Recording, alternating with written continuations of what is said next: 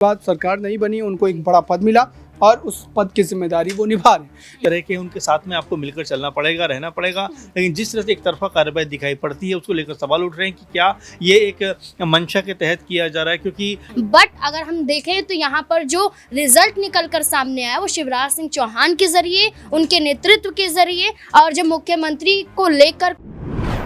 नमस्कार, मैं आश्रुति वोहरा और आप देख रहे हैं नेक्स्ट 9 न्यूज। आपका बहुत बहुत स्वागत हमारे इस खास प्रोग्राम देश की सच्चाई में। बात करने जा रहे हैं मध्य प्रदेश के बारे में। मध्य प्रदेश में मौजूदा मुख्यमंत्री मोहन यादव पर कहीं ना कहीं अब एक संकट जो है वो बढ़ता जा रहा है। मोहन यादव ने प्रधानमंत्री नरेंद्र मोदी से दिल्ली में मुलाकात की है। मुलाकात के बाद से ही कयास अब तेज लगाए जा रहे हैं कि मध्य प्रदेश का जो समीकरण है वो पूरी तरह से बदल सकता है। वहीं एक मुद्दा ये भी उठ रहा है कि उत्तर प्रदेश की बुलडोजर नीति जो मोहन यादव मध्य प्रदेश में लागू करते नजर आ रहे थे हाल ही में, जिसके तमाम वीडियोस भी सोशल मीडिया पर वायरल हो रहे थे, जिस प्रकार से घरों को तोड़ा जा रहा था और उसके बाद जनता का विरोध प्रदर्शन देखा जा रहा था, कहीं ना कहीं यूपी की जो ये बुलडोजर नीति है वो मध्य प्रदेश में फेल होती नजर आ रही है। और ये एक मुख्य कारण बताया जा रहा है मध्य प्रदेश में मुख्यमंत्री का चेहरा बदलने पर। इसी पर बात करेंगे। हमारे न्यूज रूम में तमाम सहयोगी हमारे साथ मौजूद हैं। अमन सर के पास चलेंगे। सर, पहला सवाल, मध्य प्रदेश में देखें आप, कहीं ना कहीं समीकरण तो बदल रहा है, मोहन यादव के इस्तीफे की मांग लगातार उठ रही है, लेकिन उत्तर प्रदेश की जो ये बुलडोजर नीति है, ये जो बुलडोजर मॉडल कहीं ना कहीं जिस हिसाब से एमपी में लागू हो रहा है, ये फेल होता नजर आ रहा है। कहीं ना कहीं मोहन यादव को ऐसा लग रहा था कि योगी ने जिस हिसाब से उत्तर प्रदेश में कहीं ना कहीं अपना दबदबा बनाने का प्रयास करा था, वो दबदबा मध्य प्रदेश में बनता नजर आएगा। पर फेल होने के पीछे क्या कारण लगता है? देखिए, बिल्कुल मध्य प्रदेश की पृष्ठभूमि अलग है, उत्तर प्रदेश की पृष्ठभूमि अलग है और दोनों में बहुत सारे डिफरेंसेस है। लेकिन जिस तरह मोहन यादव का 5 महीने का जो कार्यकाल रहा है, उसमें तमाम सारे ऐसे पहलू रहे हैं जिसके ऊपर मोहन यादव को लेकर सवाल उठते हुए नजर। आप देखिए, जब से वो मुख्यमंत्री बने, उनका सबसे अधिक ध्यान मध्य प्रदेश में ना होकर उत्तर प्रदेश और बिहार में दिखाई पड़ा। लगातार चुनाव प्रचार में बिजी नजर आए। इसके अलावा जब हरदा में पटाखा फैक्ट्री में विस्फोट होता है तब उनके ऊपर सवाल उठते हैं। इसके अलावा जिस तरह से अभी 11-12 लोगों के घर तोड़े गए हैं, उसमें भी ये कहा गया कि उनके घरों में बीफ था, तमाम तरह की बातें कही गई।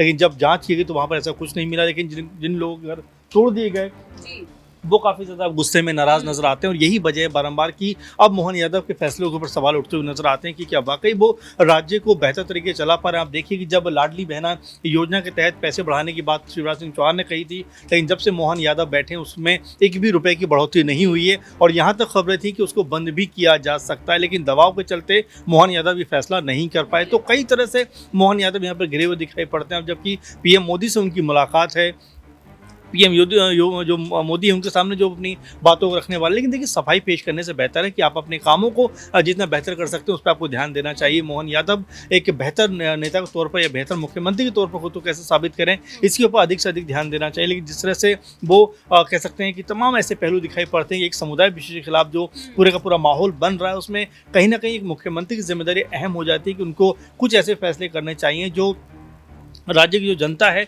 वो कहने खुद को कंफर्टेबल महसूस करे। और समुदाय जितने भी हैं, जिस भी तरह के, उनके साथ में आपको मिलकर चलना पड़ेगा, रहना पड़ेगा।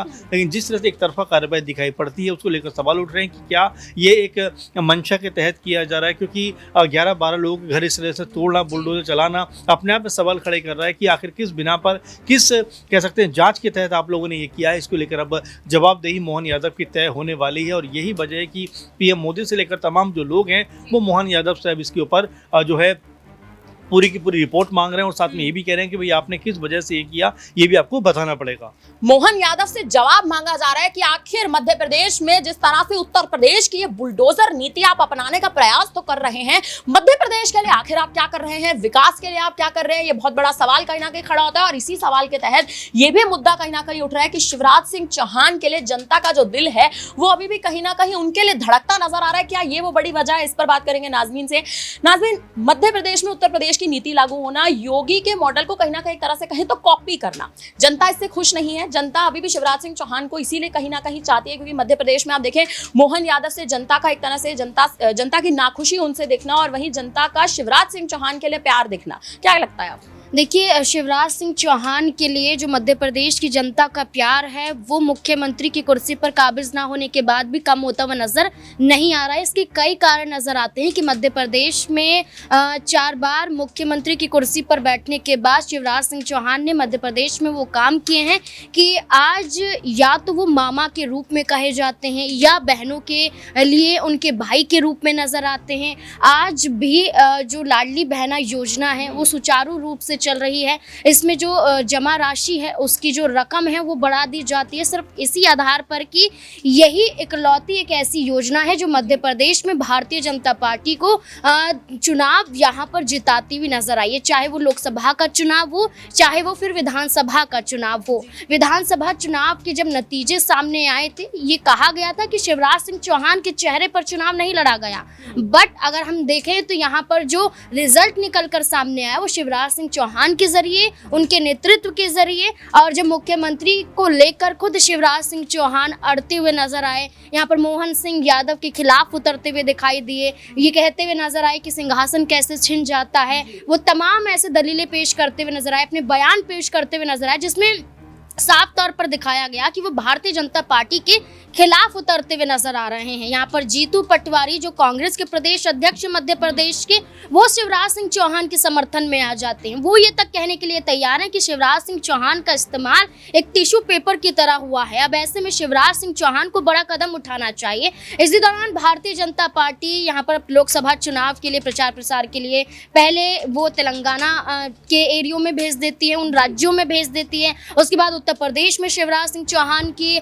मौजूदगी देखने को मिलती है। उसके बाद विदिशा से खुद लोकसभा का टिकट उन्हें मिल जाता है। तो बड़ी बड़ी जिम्मेदारियां भारतीय जनता पार्टी उन्हें सौंपती हुई नजर आई। अब ऐसे में अगर मौजूदा स्थिति की बात करें तो शिवराज सिंह चौहान कृषि मंत्री हैं, केंद्र में जगह पा चुके हैं। अब उनकी एक तरीके से मंशा है कि मध्य प्रदेश और मध्य प्रदेश के साथ साथ देश भर में किसानों को जो समस्याएं उठानी पड़ रही थी वो उठानी ना पड़ जाए। अब ऐसे में जो समस्याएं हैं उनका निपटारा तो कम से कम हो पाए। यही बात है कि शिवराज सिंह चौहान कामों पर ध्यान ज्यादा देते हैं। अब देखिए कि वो खुद कहते हैं कि वो 1 घंटे भी आराम नहीं करते हैं, वो लगातार काम करते रहते हैं। और यही नतीजा है कि मध्य प्रदेश में बात करें तो मोहन सिंह यादव को लेकर सिर्फ ये कहा गया कि आपने अपना नया क्या किया है, क्या योजनाएं लेकर आए, उत्तर प्रदेश की मुहिम को आप मध्य प्रदेश में चला रहे हैं। ये तो बुलडोजर वाली राजनीति को लेकर सामने आ जाते हैं। आप लोगों के घर को तोड़ देते हैं, उनके कारोबार को ठप कर देते हैं, मदद शिवराज सिंह चौहान से मांगी जाती है। तो तमाम मुद्दे हैं आश्रुति यहाँ पर कि शिवराज सिंह चौहान आज भी मध्य प्रदेश में उतने ही पसंद किए जाते हैं। आने वाले विधानसभा चुनाव में देखिएगा कि अभी यहाँ पर सिर्फ केंद्रीय मंत्री, आने वाले विधानसभा चुनाव में आप देखेंगे कि मोहन सिंह यादव की जगह वो भी यहाँ पर मुख्यमंत्री की कुर्सी पर काबिज हो सकते हैं, या उससे पहले अगर यहाँ पर इस्तीफे की पेशकश की मांग की गई या यहाँ पर पुरजोर विरोध किया गया तो ऐसा ना हो कि अभी जो हम बिहार में स्थिति देख रहे हैं, जो हम हरियाणा में स्थिति देख रहे हैं, वो स्थिति मध्य प्रदेश में ना बन जाए। स्थिति मध्य प्रदेश में ऐसी ना बन जाए कि मुख्यमंत्री के चेहरे पर कहीं ना कहीं बदलाव जो है वो देखने को मिले। मोहन यादव पर इस्तीफे की मांग जो है वो लगातार उठती नजर आ रही है, लेकिन अभी भी कयास इसी बात पर लगाए जा रहे हैं कि जिस हिसाब से दिल्ली में मोहन यादव की और प्रधानमंत्री मोदी की मुलाकात हुई है, दिल्ली पहुंचे, मुलाकात की, बातचीत की, मध्य प्रदेश में तमाम योजनाओं को एक बार फिर से लागू करने के लिए मोहन यादव ने कहीं ना कहीं एक तरह से जिस मुद्दे पर प्रधानमंत्री मोदी से बातचीत की है, वहीं कयास ये भी इस बात पे भी है कि मोहन यादव का जो चेहरा है वो बदल सकता है। लेकिन अगर उनका चेहरा बदला तो किसका चेहरा मध्य प्रदेश में मुख्यमंत्री के तौर पर देखा जा सकता है? अबरार से बात करेंगे। अबरार, स्थिति मध्य प्रदेश की आप देखें कहीं ना कहीं अनुकूल परिस्थितियां मध्य प्रदेश में बनती नजर आ रही हैं, और वहीं इसी के तहत आप देखें जिस हिसाब से मुलाकात दिल्ली में हुई है मोहन यादव की और प्रधानमंत्री मोदी की, अचानक मुलाकात, पहले गृह मंत्री से मुलाकात हुई, फिर पीएम मोदी से मुलाकात हुई, किस हिसाब से आप समीकरण देखते हैं?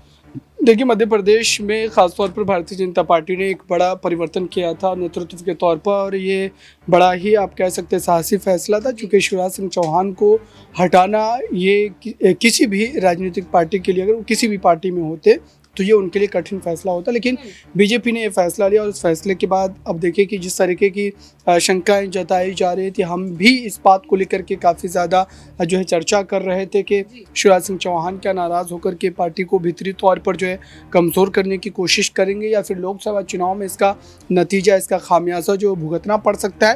लेकिन ऐसा कुछ हुआ नहीं, और नतीजों के बाद सरकार नहीं बनी, उनको एक बड़ा पद मिला और उस पद की जिम्मेदारी वो निभा रहे हैं। लेकिन इतना तय है कि शिवराज सिंह चौहान के बाद अब अगर हम मोहन यादव को लेकर के खास तौर पर चर्चा करें कि मोहन यादव के नेतृत्व में क्या वाकई भारतीय जनता पार्टी आने वाले चुनाव में उस तरीके की ही आप कह सकते हैं कि जो है नतीजों को रिजल्ट को दोहराती नजर आएगी, तो इसका जवाब ना में होगा, चूँकि बीजेपी ने एक तरीके से रिस्क लिया था मध्य प्रदेश में।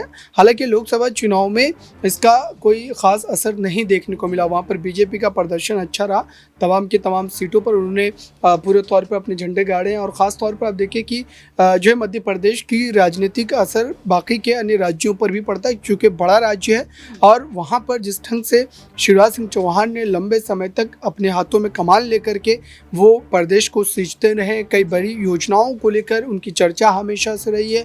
ख़ास तौर पर उनके चेहरे का इस्तेमाल भारतीय जनता पार्टी ने और कई अन्य चुनावों में भी किया है, और मध्य प्रदेश में तो वो स्टार प्रचारक के तौर पर थे ही। और जहाँ तक इस मुलाकात की बात है तो मुझे लगता है कि इन मुलाकातों को लेकर के यही कहा जा सकता है कि अभी जो है भारतीय जनता पार्टी में कई हद तक जो है वो गुटबाजी की स्थिति भी हमें देखने को मिल रही है। चूँकि भले इस बात की पुष्टि नहीं की जा सकती है, लेकिन कई ऐसे राजनीतिक विश्लेषक हैं जो इस बात की लगातार चर्चा करते हैं कि आरएसएस और बीजेपी के बीच जो खटास आई है, और ख़ास तौर पर जो बयान हमने कई आरएसएस के नेताओं के सुने हैं चुनाव के बाद, इस बयानों के कई बड़े मायने जो वो निकाले जा सकते हैं। चूँकि इस तरीके का कॉन्फ्लिक्ट आपने भाजपा आरएसएस के बीच जो है हर बार देखने को नहीं मिलती है। बहुत बार आप कह सकते हैं कि इस तरीके के बयानों से वो जो है परहेज़ करते हैं, लेकिन इस चुनाव में बहुत सारी ऐसी चीज़ें हुई है जिसको लेकर के आरएसएस के नेताओं ने खुल करके बोला है। और मुझे लगता है कि ये गुटबाजी की जो स्थिति है खासतौर पर भारतीय जनता पार्टी इसको समझ रही है, और यही वजह है कि शिवराज सिंह चौहान से मुलाकात कर कहीं ना कहीं इसके निदान के लिए तमाम तरीके की तरकीबों का इस्तेमाल जो है वो किया जा रहा है। क्योंकि उनके चेहरे के भले ही वो केंद्र में आ गए हों, उनको मंत्री बना दिया गया हो, लेकिन उसके बावजूद भी मध्य प्रदेश की राजनीति में उनका वर्चस्व, उनका असर वोटर्स पर जो है वो उस तरीके से ही बना रहेगा। क्योंकि जब वो मंत्री बनाया गया उसके बाद जब मध्य प्रदेश लौटते हैं उस वक्त जनता का जो उत्साह देखने को मिला था, जो लगातार लोग जो है लाइनों में खड़े होकर के उनके स्वागत के लिए खड़े थे, तो ये तस्वीरें जो बहुत कुछ कहती है और भारतीय जनता पार्टी इससे बखूबी आगाह है। शिवराज सिंह चौहान से जनता का प्यार जो है वो देखने लायक है, लेकिन मोहन यादव के नाम पर लगातार जो है एक तरह से अब तो स्थिति इस प्रकार की है कि नाम पर कहीं ना कहीं मोहर भी लगाई जा रही है कि मोहन यादव जो है वो आने वाले समय में इस्तीफा दे सकते हैं। अब देखना यह है कि मध्य प्रदेश का समीकरण आखिर कैसे बदलता है और इस मुलाकात के बाद आखिर मध्य प्रदेश में किस हिसाब से मोहन यादव ऐसी कौन सी नीतियों को लाते हैं जो जनता के हित में कहीं ना कहीं काम करती नजर आएगी। फिलहाल इस पर अब आप क्या कहेंगे, आप हमें कमेंट करके जरूर बताइएगा। बाकी तमाम बड़ी खबरों के लिए बने रहे हमारे साथ, देखते रहिए नेक्स्ट 9 न्यूज़।